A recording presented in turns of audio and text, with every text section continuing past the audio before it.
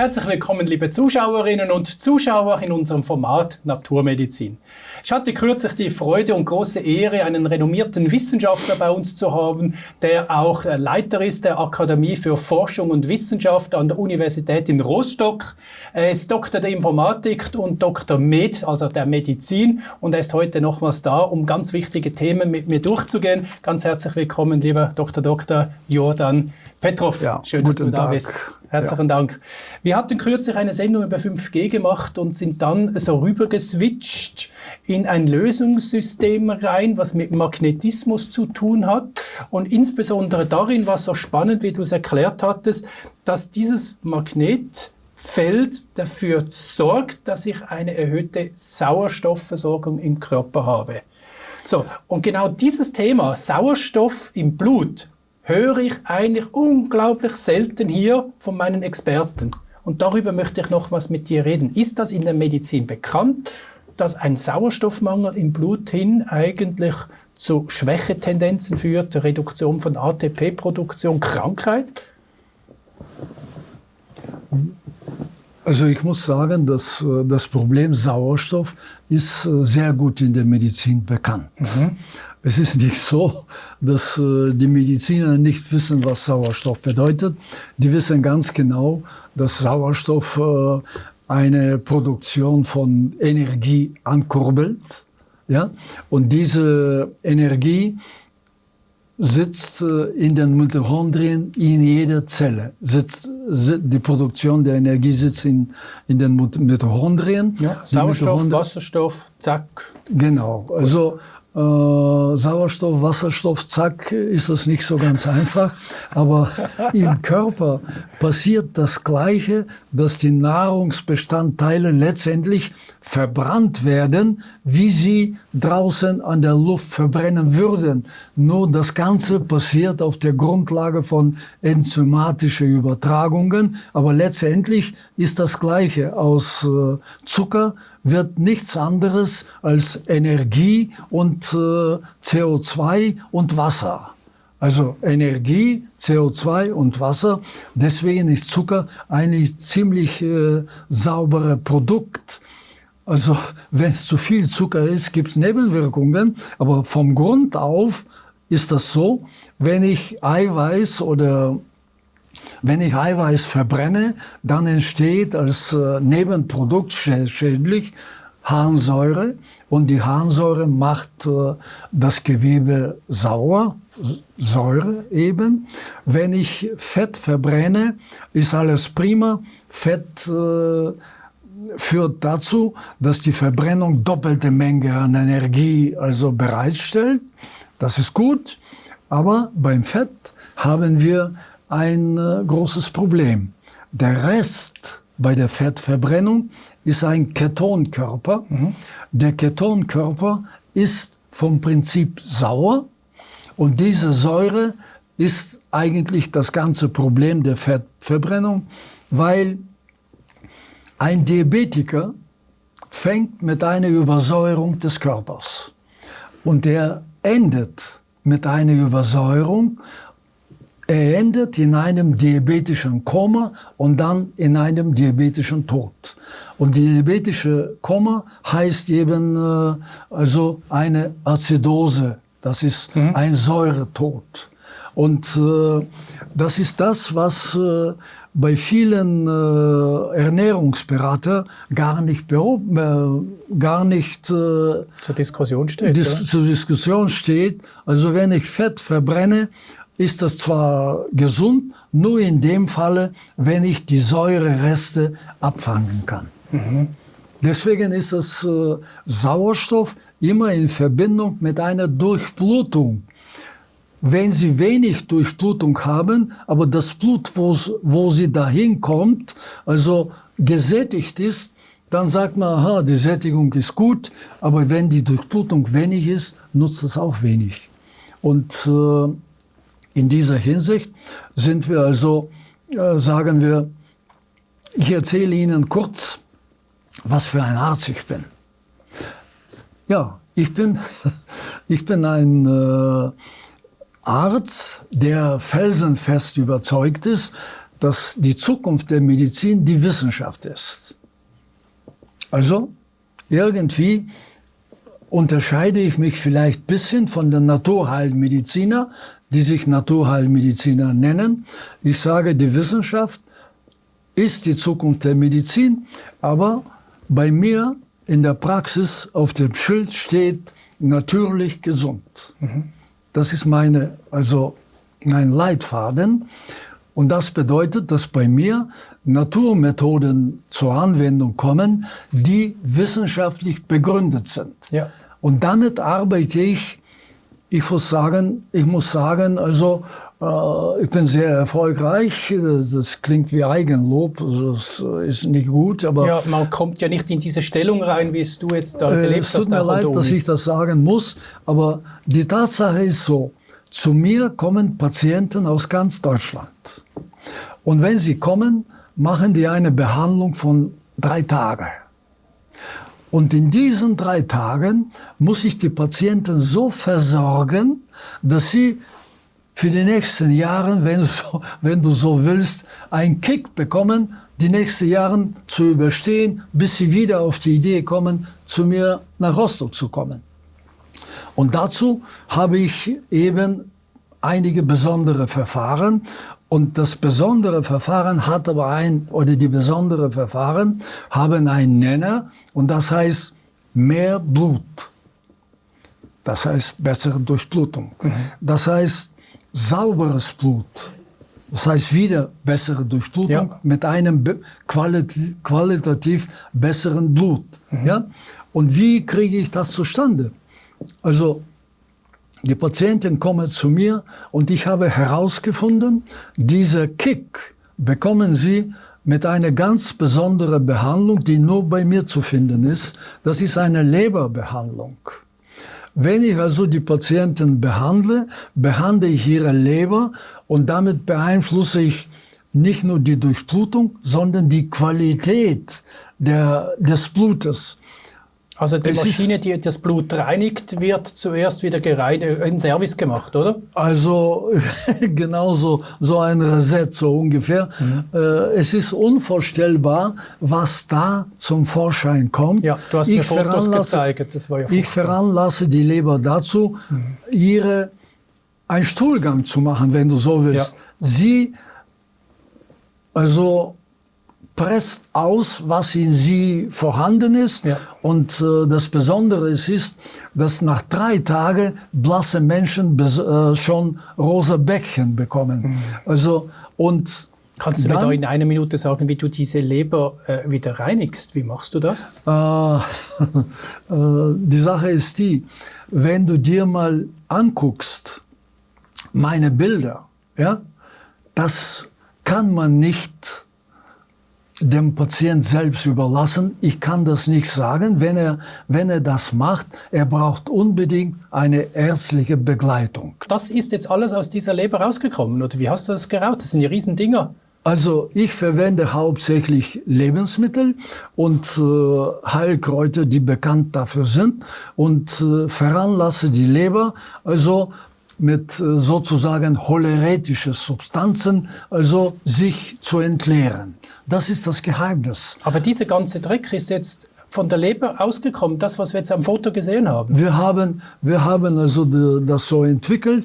Alles kommt von der Leber durch den kleinen Gang zum Darm, und von dort wird in eine Schüssel abgefangen in der Toilette. Ach Gott. Das heißt, der Patient... Aber der war ja wahrscheinlich fast tot, dieser Herr, oder diese Person mit... Das ist ja Wahnsinn. Ja, es ist ein Wahnsinn, was da rauskommt. Ja. Ich mache das schon 30 Jahre, und ich bin mit manchen Bildern zum Pathologe gefahren oder zum Anatomieprofessor, und haben wir darüber diskutiert, wie das überhaupt möglich ist. Und deswegen sage ich, Rezepte gebe ich nur irgendwann für Heilpraktiker oder Ärzte. Für Patienten zum Selbstmachen ist das nichts. Klar, aber ich verstehe schon, generell ist ja die Leber selten ein Thema in der Medizin. Die hat einfach so ein Dasein, sie wirkt wie eine Mutter, sie macht alles und beschützt alles und nimmt alles auf.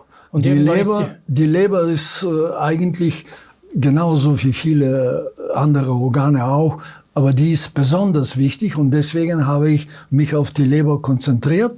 Und wenn Sie bedenken, ich habe irgendwo eine Statistik, 30% der Patienten haben normale Leberwerte, aber die haben schon eine angehende Verfettung der Leber. Das ist eine Volkskrankheit in der Medizin geworden. Und die Medizin denkt, das wäre, weil die Leute fett sind. Das stimmt doch gar nicht. Also die Leber wird nicht dadurch kaputt und fett, weil die Leute adipös sind, also dick sind, sondern die Leber wird fett, weil im Dickdarm vielleicht Gifte, sehr starke Gifte und Alkohol durch Pilze produziert wird, weil Umweltgifte kommen, mit der die Leber nichts anfangen kann. Ich hab's verstanden. Jetzt zurück zu deiner Therapieform. Du machst eigentlich einen Service an der Leber, holst den Dreck raus. Das muss bei dir stationär laufen, verstehe ich. Und was ist der Schritt 2? Der Schritt 2 ist, wenn Sie bei mir sind, dann mache ich den Patient fertig für zu Hause. Ich kann ihm nicht 20 Infusionen machen. Ja. In 3-4 Tagen kann ich 2 Infusionen machen. Ich muss ihn vorbereiten für zu Hause. Und da, also zum Beispiel Parkinson-Patienten bekommen eine Infusion, bekommen eine Magnetauflage, von der wir also noch sprechen werden. Ja. Und wenn er die Infusion bekommt, also der steht davor und vorher ist er also steif und kann nichts reden, bekommt die Infusion, springt auf und sagt, ich will singen und tanzen gehen. Also was meinen Sie, wie aufbauend das ist? Was ist in dieser Infusion drin? Entgiftungsmittel. Ja, das heißt, der Parkinson ist ein Vergiftungsproblem. Und jedes Mal, wenn ich einen Parkinson-Patienten treffe, frage ich, wie bist du bis jetzt in Verbindung oder im Kontakt mit Holzschutzmitteln gekommen? Ja. Weißt du, es tut mir leid, dass ich das hier sagen will. Und auf der anderen Seite höre ich dann wieder irgendwelche Leute sprechen, du brauchst nur ein bisschen NADH schlucken, da hast du mehr Energie und dann geht das Parkinson wieder zurück, aber nicht die Ursache. Und das ist einfach, das ist fundiert. Die Ursache ist eine Vergiftung, das merke ich, weil ich ein Entgiftungsmittel gebe und der Patient wird dann nach Hause geschickt und da kann er weiter also sich selbst behandeln. Das ist ja mein Ziel.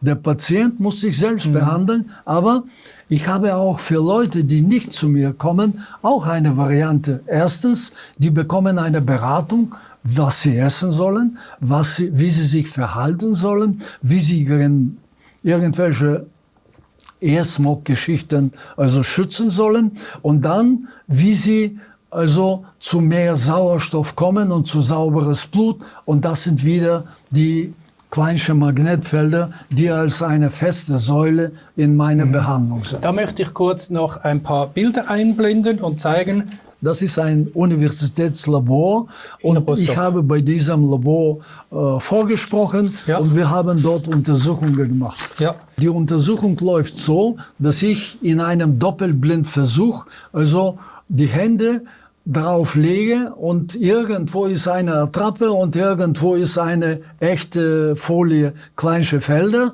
und nach 5 Minuten schon sehen wir das Ergebnis. Ja, das ist ganz beeindruckend. Hier sieht man ja, dass nach 5 Minuten die eine Hand eine viel, viel höhere Durchblutung hat, oder? Das steht auf jeden Fall, obwohl ich nichts merke. Ich gehe dahin, nichts ahnend, ich merke nichts, ja, aber gleich das Gerät, die Wärmekamera, nach 5 Minuten registriert eine viel größere Durchblutung als bei der Hand mit der Attrappe. Was bedeutet das, wenn ich jetzt 8 Stunden auf einer solchen Matte schlafe? Also, ist mein ganzer Körper dann so erhellt, wie jetzt hier auf deine Hand? Nein, der ganze Körper so zu erhellen, wäre vielleicht so nicht angestrebt. Also wir haben über die Wirkungsweise der Magnetfelder noch nicht gesprochen.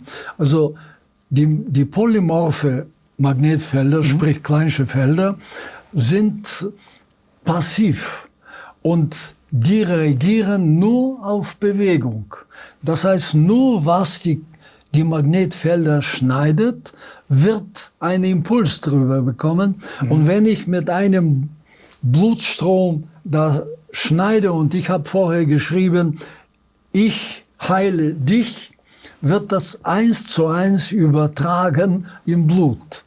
Also das hat sicherlich eine Bedeutung, aber es ist immerhin eine gute Botschaft, ich heile dich. Ja?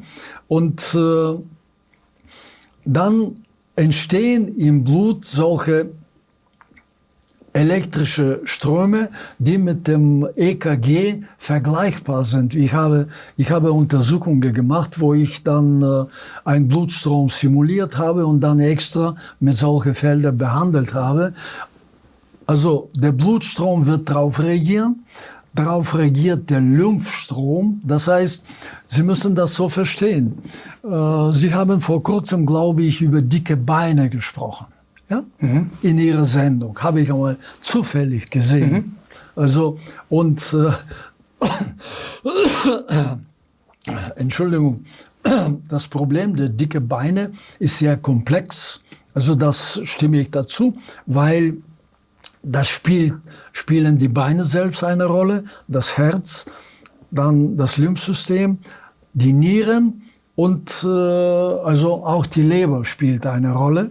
Und überlegen Sie, in diesem allen komplexen System, Sie haben da in der Sendung erzählt, da muss man Omega-3, Omega-6, Verhältnis nach oben, nach unten, ja, und dann, ja.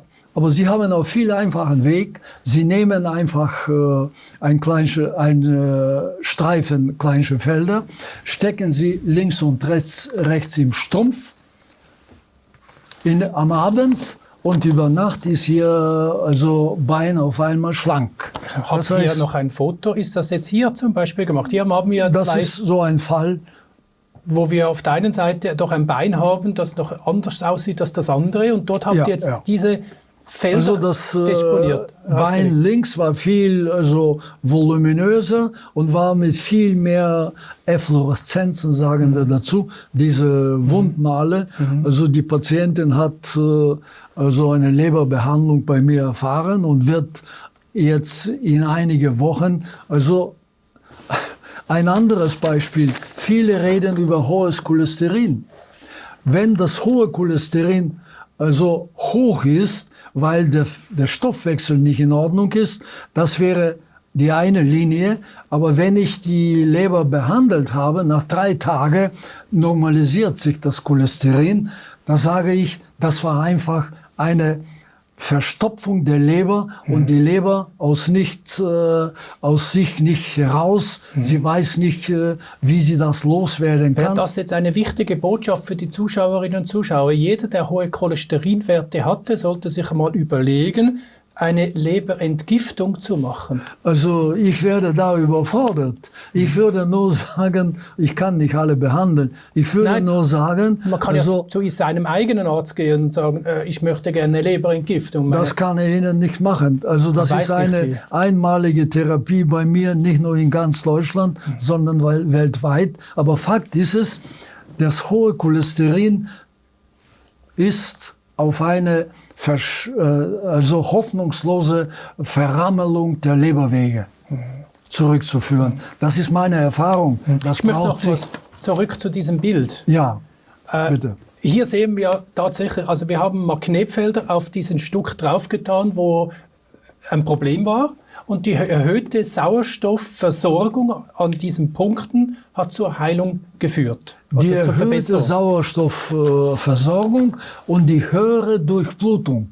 Gut. Einfach werden mehr Gefäße aufgemacht. Müsste man dann überall, wo ein Problem ist an einem Körper, mit solchen kleinsten Feldern arbeiten, um das Problem zu beseitigen? Ich kann Ihnen ein paar Beispiele anbieten, wenn die Zeit da ist. Ist das so? Das ist absolut so und das sage ich jetzt.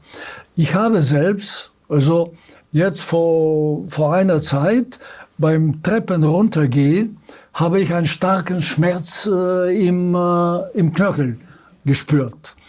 Der Schmerz war so stark, dass ich Also sofort reflektorisch, das Bein hat nachgelassen, das Bein, und ich bin fast hingefallen. Und jetzt sage ich, das wird wahrscheinlich bei älteren Menschen immer der Fall sein. Die fallen hin, weil das Problem ist und nicht, weil sie gestolpert sind. Zum Beispiel, man findet einen Patienten im Garten und sagt, aha, der ist hingefallen und hat sich die Hüfte gebrochen. Das ist nicht der Fall, vermute ich. Vielmehr, seine Hüfte bricht in dem Moment und er fällt deswegen hin. Also, so sehe ich das. Deswegen, ich bin immer ich bin immer der Meinung, große Probleme sollen sie behandelt werden, wenn sie klein sind. Ja, klar. Das hat Cäsar gesagt, also soll gesagt haben. Ja. Also große Probleme werden gelöst, wenn sie klein sind. Deswegen, die Leute sollen nicht warten, bis das nicht mehr geht, sondern ganz am Anfang schon. Was habe ich gemacht? Als ich das gesehen habe, habe ich sofort kleine Felder drauf gemacht. Vorbei. Ich bin hingefallen, jetzt, das ist eine andere Geschichte. Also, da geht uns jetzt die Zeit aber vorbei. Die Zeit ist vorbei. Ich weiß, ja. du bist 77 Jahre jung. Du kommst mir da unheimlich also gut ich arbeite im Moment an einer Theorie, also wissenschaftlich, gleichzeitig behandle ich Patienten. Und ich muss dir sagen, als Physiologe, mein Blutdruck ohne Medikamente, ich nehme nichts, also mein Blutdruck ohne Medikamente ist 125/80. Ja, wie ein junger 20-Jähriger. Das würde ich nicht so sagen, aber für mich ist das ein Signal, dass meine Blutgefäße elastisch sind und frei sind. Und und das kann ich auf diesen kleinsten Feldern, wenn ich drauf liege und drauf schlafe. Das will ich jetzt sagen. Also vor etwa 10 Jahren, also habe ich mich untersuchen lassen und da waren meine Schlagader, hatten irgendwelche Ablagerungen. Und da kam das Signal, also wenn ich mal Patienten dagegen behandle, der Arzt sagt, das kannst du nicht zurückdrehen, muss ich jetzt selbst mich behandeln. Und voriges Jahr wurde wieder mal Doppler gemacht und wurde gesagt, dass meine Schlagader tadellos sind. Das heißt, ich habe mit mir selbst bewiesen, dass Arteriosklerose zurückzudrehen ist. Und vor allem im Hintergrund weiß ich, weil ich seit 10 Jahren auf diese kleinen Felder schlafe. Also die haben sicherlich was ganz Besonderes dazu beigetragen, obwohl ich sie nicht spüre. Aber ich werde froh sein, wenn ich mit 94 wieder mal die kleinen Felder nicht spüren würde. Aber du hast gerade wieder ein neues Thema geöffnet. Wir müssen über Arteriosklerose sprechen. Ist eine große Volkskrankheit. Dieser Fall, den du da schilderst, können wir nicht einfach nur so nebenbei abhaken. Das ist ganz wichtig, dass wir über dieses Thema noch sprechen sollten. Über Arteriosklerose? Ja, Himmels Willen, wenn du es möchtest, tun wir gerne. Ja. Müssen wir doch. Also, Fazit und Zusammenfassung. Wir hatten in der ersten Sendung darüber gesprochen, dass man auf diesen kleinen Feldern einen wunderbaren Elektrosmog 5G, 4G Schutz hat, in dem Sinn, dass einfach der Sauerstoff erhöht ist auf diese Liegefläche. Ich kann darauf schlafen, ich schlafe auch gut und die ATP-Produktion im Körper wird gesteigert. Das heißt, die Selbstheilung und Reparaturprozesse sind da. Es sind Untersuchungen gelaufen im Labor, mit Laborzellen wird die ATP-Produktion dreifach gesteigert. Ja, aber das ist unglaublich, oder? Da schlucken die Leute NADH oder Q10-Tabletten und genauso, diese Mikronährstoffe und orthomolekulare Medizin arbeitet auf Versorgung, Munitiose, Vitamine, Minerale und so. Und plötzlich zeigen die Felder, dass alles schon da ist. Und das wird dreifach die Produktion gesteigert. Ja. Und, das ist sensationell. sensationell. Absolut. Also das ist, ohne irgendwas zu schlucken. Weißt du, die anderen verkaufen ohne was zu schlucken. viel Geld wird ohne gemacht. viel Omega-3 und Omega-6-Verhältnis. Und dann sind ja auch diese ganzen Geldrollenbildungen im Blut, habe ich gesehen, in Fotos dokumentiert, dass das ja dass der Sauerstoff eigentlich wieder diese Geldrollenbildung auseinanderreißt. Das heißt, ich habe eine sehr saubere Sauerstoffversorgung im Körper. Das ist richtig. Und die Zellen, die reißen auseinander, weil die Zellen selbst mehr Energie bekommen. Und diese mehr Energie führt dazu, dass das Zellpotenzial höher wird und dann stoßen sie sich voneinander ab und fließen wieder ordentlich. Jordan, ich danke ganz herzlich. Bitte schön. Es ist wirklich mit einem Wissenschaftler zu reden, der auch eine Ahnung hat von Medizin. Da können wir alle zu Hause und auch ich nur viel lernen. Und darüber bin ich dir sehr, sehr dankbar. Ich sehe aber einfach ein großes Bedürfnis, dass ich dich heute einfach nicht gehen lassen kann. Keine Chance. Wir müssen weiterarbeiten, weil das, was du zu sagen hast, ist extrem wichtig. Herzlichen Dank, lieber Jordan. Und Ihnen, liebe Zuschauerinnen und Zuschauer, ich hoffe, es geht Ihnen ähnlich wie mir. Hier sitzt Kompetenz, hier sitzt Erfahrung, hier sitzt Wissen. 77 Jahre alt und ist heute noch als Wissenschaftler aktiv in Rostock an der Uni und eben als Mediziner tätig mit seinen erfolgreichen Art und Weise, wie er auch die Leber entgiftet und die ganze Sauerstoffversorgung des Körpers wieder ins Lot bringt. Ich finde das nur phänomenal. Ich wünsche Ihnen alles Gute, danke fürs Zuschauen und auf Wiedersehen miteinander.